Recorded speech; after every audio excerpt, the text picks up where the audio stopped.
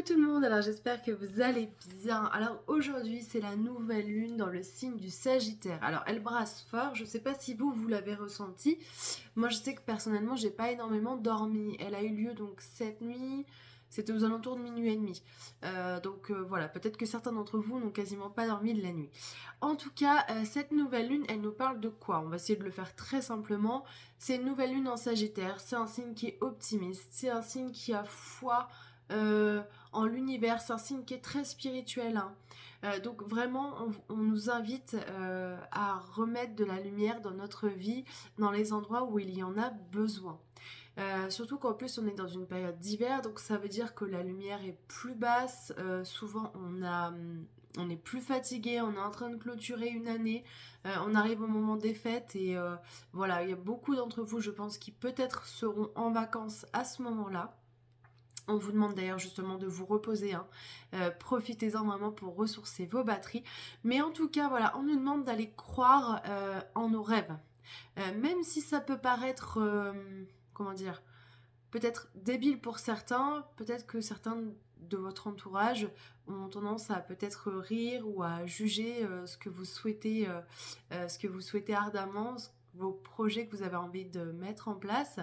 Et j'ai envie de dire, ce sera peut-être justement le bon moment pour remettre ces personnes-là à leur place et leur dire que vous ne les jugez pas et qu'il serait bien qu'elles ne jugent pas aussi ce que vous souhaitez faire, ce que vous souhaitez créer et ce que vous espérez ardemment. Alors attention, il faudra le faire avec douceur et diplomatie parce qu'on a quand même une Vénus qui est sous tension d'Uranus et puis on a un Mercure qui passe rétrograde à partir de demain dans le signe du Capricorne et qui va rétrograder du coup jusqu'à la planète Mars. Donc elles vont être conjointes et elles seront conjointes dans le signe du Sagittaire et ça va être aux alentours de Noël justement. Donc keep cool, attention à la manière dont vous vous exprimez. Mais je pense que ça a déjà commencé. Je ne sais pas si certains d'entre vous l'ont ressenti, mais effectivement, on a peut-être tendance à être un petit peu plus dur en parole, à avoir un ton un petit peu plus euh, peut-être méchant. Alors c'est peut-être pas le terme, mais c'est le seul terme qui me vient. Voilà, donc attention. On nous dit aussi que il est possible qu'on soit un petit peu perdu. Attention quand même parce que pour obtenir les choses, espérer c'est très bien, mais il faut quand même passer à l'action. Donc même si vous ne savez pas encore trop comment faire, à un moment donné, essayez de choisir, j'ai envie de dire, un angle et voilà, de commencer à faire quelque chose. Mais en tout cas, c'est le bon moment pour redéfinir vos projets et croire en vous. Ça, c'est une certitude.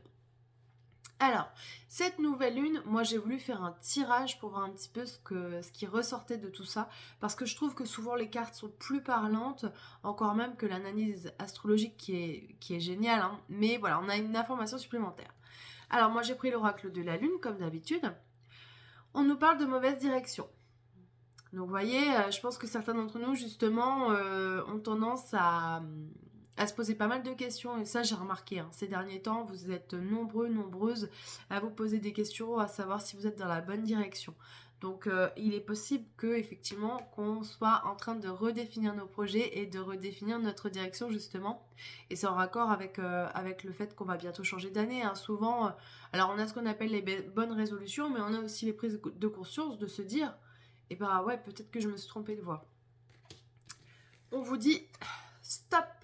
Enfin, on vous dit, on me dit aussi. Inspire, expire, le temps n'est pas à l'action. La lune des premières neiges te souffle de revenir à l'intérieur au plus près de tes besoins.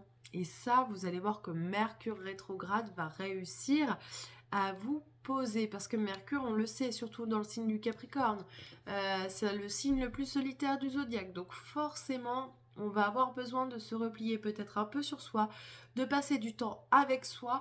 Et voilà, ça va être un moment de réflexion interne qui va nous faire du bien, qui va être très constructive.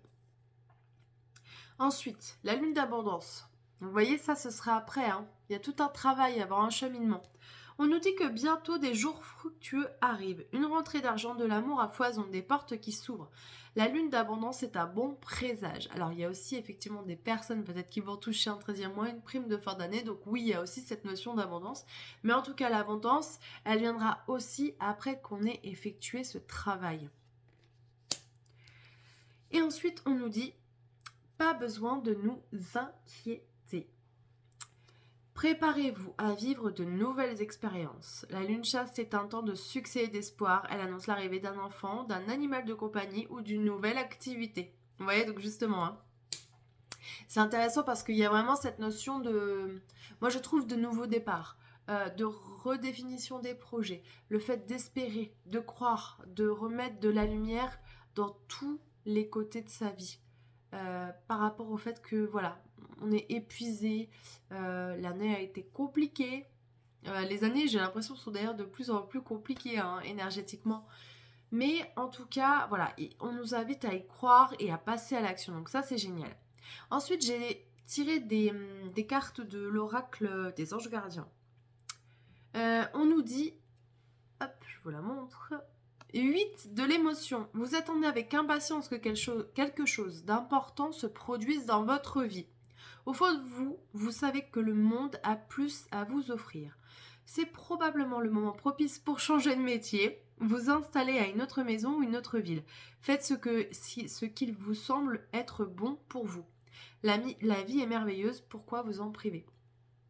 Vous voyez, justement, peut-être que certains d'entre vous vont dire stop aux autres et vont se faire passer au premier plan. Et ça, je pense qu'il y en a un paquet de personnes qui vont faire ça avant la fin de l'année et qui vont dire stop, j'en peux plus, j'ai besoin de ça et qui vont se faire passer au premier plan. Et ça, c'est important. Mais en tout cas, voilà, moi, je pense qu'il y a beaucoup de changements professionnels à venir.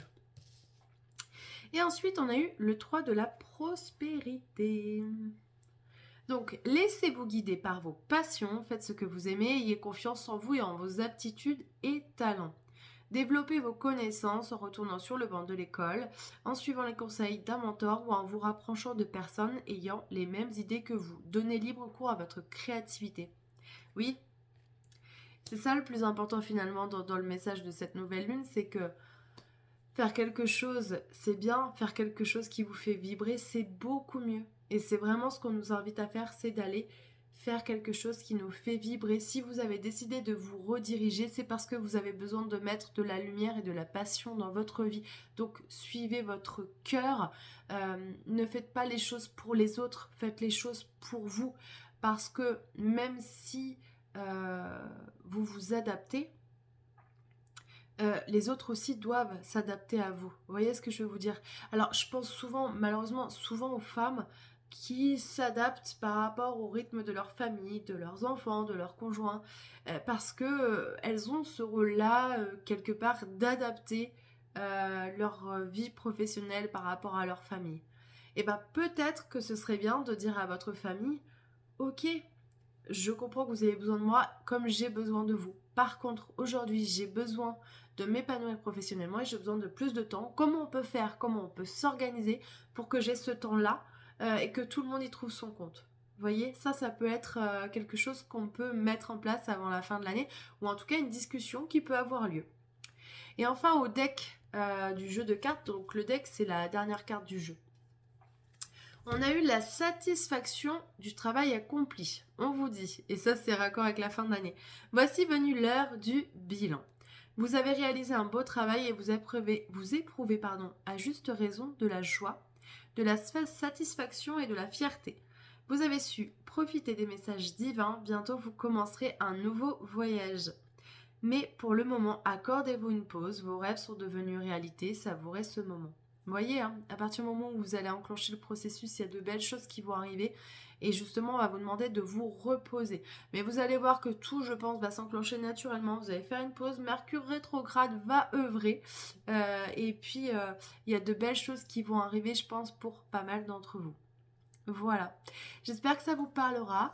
On se retrouve pour la prochaine lunaison qui aura lieu après Noël. Donc, je vous souhaite de magnifiques fêtes de fin d'année.